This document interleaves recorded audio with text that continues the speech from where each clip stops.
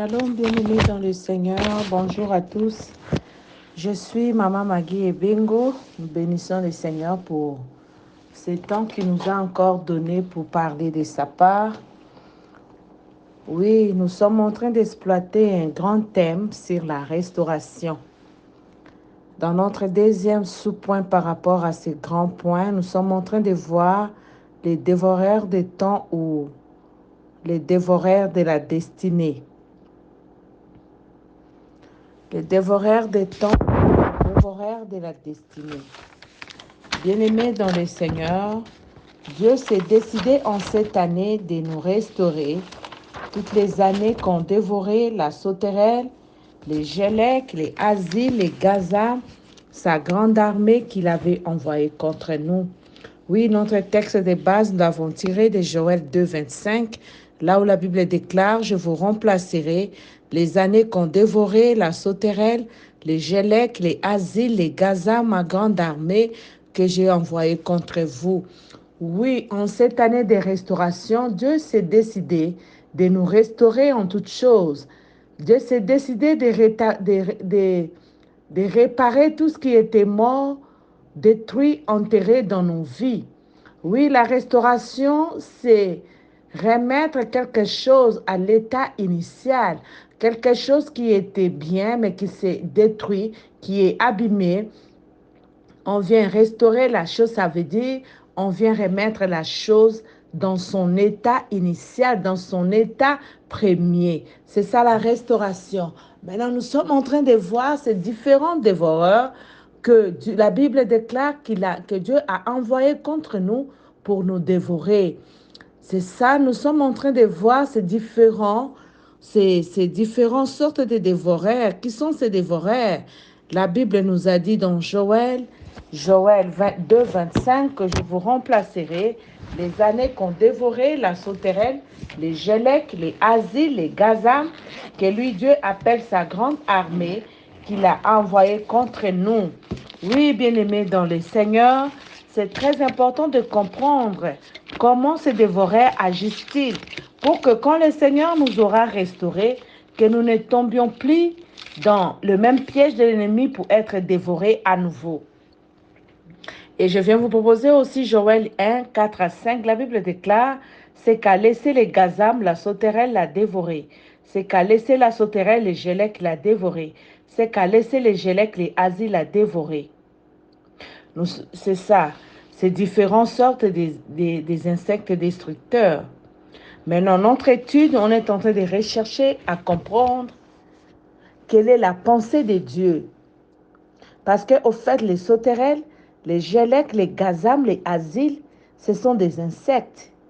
Mais quelle est la pensée de Dieu derrière ces images des insectes? C'est ça notre étude dans dans ces enseignements. C'est quoi? Quand la Bible parle de la sauterelle, c'est quoi la sauterelle? Selon la pensée de Dieu. Quand Dieu parle des Gaza, quelle est l'idée cachée derrière ces insectes destructeurs? C'est ça, par la grâce de Dieu, on est en train d'étudier chaque insecte en ces lieux. On avait déjà largement parlé sur la sauterelle. Par la grâce de Dieu, je fais les condensés ici en haut là-bas pour ceux qui ne nous avaient pas suivis ou n'avaient pas écouté l'ancienne audio pour qu'ils soient à page. Oui, aujourd'hui, par la grâce du Seigneur, nous allons étudier notre deuxième espèce de dévoreurs ou ruinaires des temps. La deuxième espèce de dévoreurs de la destinée qui est l'espèce de Gaza. C'est quoi l'idée de Dieu derrière ces dévoreurs des temps ou ruinaires du temps? L'espèce de Gazam. Les Gazam, ce sont des multiples amis. Les multiples amis. Oui, je vais nous proposer Proverbe 18, 24a. Et je vais nous proposer aussi Proverbe 19, 4. Et nous allons sauter pour lire le verset 6. La Bible déclare dans Proverbe 18, 24a, celui qui a beaucoup d'amis les a pour son malheur. Proverbe 19, 4, et nous sautons pour lire les 6. La Bible déclare, la richesse procure un grand nombre d'amis, mais le pauvre est séparé de son ami. Beaucoup de gens flattent l'homme généreux et tous sont les amis de celui qui fait des présents. Parole du Seigneur. Bien-aimés dans le Seigneur, la Bible que nous lisons a tout prévu.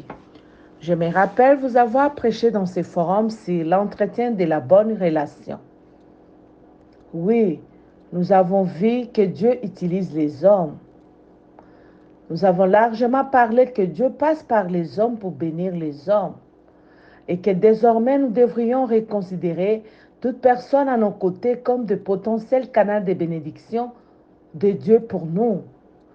Chacun devra comprendre désormais que toute personne à ses côtés est un potentiel canal de bénédiction par lequel le Seigneur pourra passer pour le bénir. Oui, c'est ce que nous avons eu à enseigner dans ces forums autrefois. Mais aujourd'hui, j'aimerais que vous m'écoutiez avec attention. Ici, on ne parle pas de l'entretien de bonnes relations avec des gens à nos côtés. Ici, on ne parle pas de l'entretien de courtoisie que nous devrions avoir vis-à-vis des gens à nos côtés.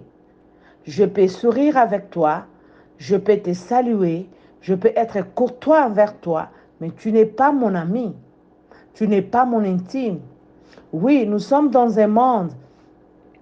Tu ne sais pas vivre seul, on est obligé de vivre avec des gens autour de nous. Mais nous ne sommes pas obligés de faire entrer toute personne dans notre intimité. Nous ne sommes pas obligés de faire entrer tout le monde dans notre ceinture proche. C'est de ça que nous parlons, le multiples amis. Proverbe 18, 24 a dit, celui qui a beaucoup d'amis les a pour son malheur. Oui, bien-aimé dans le Seigneur, si tu veux réussir dans la vie, si tu veux aller de l'avant, il faut être très sélectif dans les amitiés. Il ne faut pas être ami à tout le monde. Vis bien avec tout le monde à tes côtés. Sois courtois envers tout le monde. Sois poli, sois gentil envers tous. Oui, car Dieu passe par l'homme pour bénir l'homme.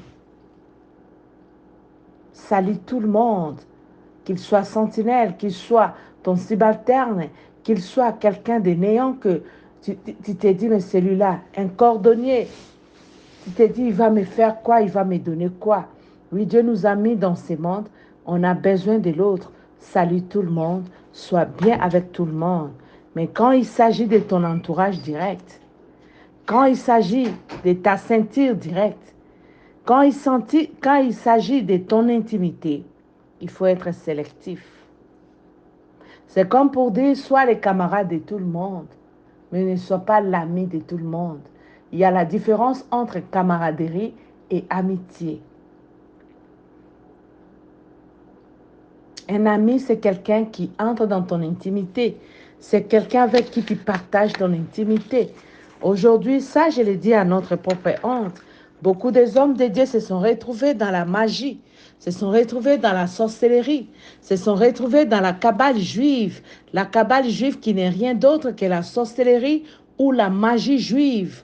Parce que tout ce qui vient des Juifs n'est pas de Dieu.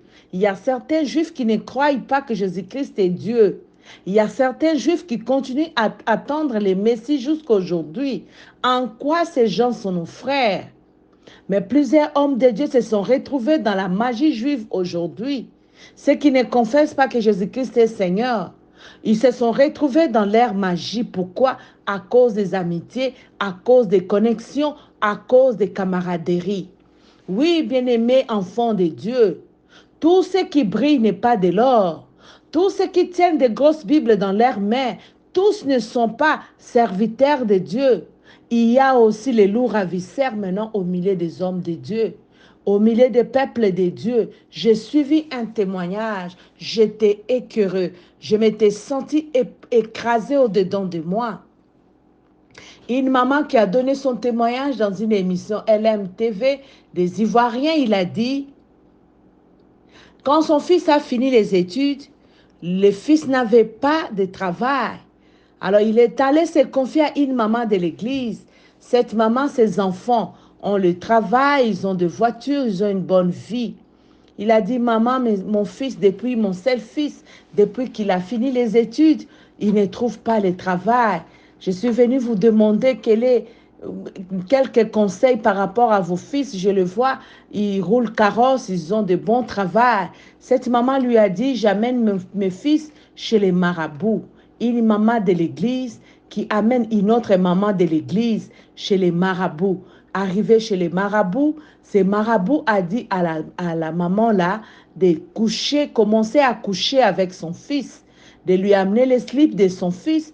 Il va faire les gris-gris, il va faire le fétiche pour que le fils soit envoûté.